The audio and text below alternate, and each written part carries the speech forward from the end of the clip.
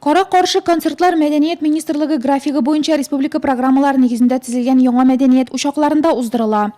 Богдашкинцы всегда тепло встречают. Богдашкинның халкы артистларны һәр вакыт яхшы каршы ала. Концертлар бик жанлы уза, яшәүчеләр дә канәгать. Беренче тапкыр бик әйбәт узгач, бу юлы да тулы зал булыр дип уйлыйм. Очень интересно.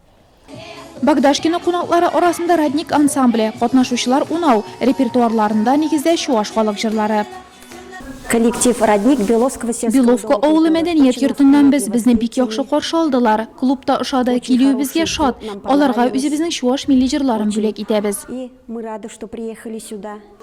Аксубай һәм Нурлат районы мәдәният хезмәткәрләре арасында күптән ныклы дуслык күпере. Мондый чаралар ике районның да мәдәниятен байыта дип саный Күрше районы вәкиле. У нас очень Безнең арада дустана мөнәсәбәт, аларны бик кадерләп торабыз. Нурлатлылар да безгә карата шундый мөнәсәбәттәдер дип уйлыйбыз. Бу күркәм традиция югалмасын иде. не заканчивалось. Дәртле җырлар, милли көйләр, тулы зал булып килгән Богдашкинлылар кушылып җырлады да, биеде дә. Әлеге кызыклы программага җавап итеп 16 август көнне Нурлатлылар Аксубай районының Иске Үзи авылында концерт куячак.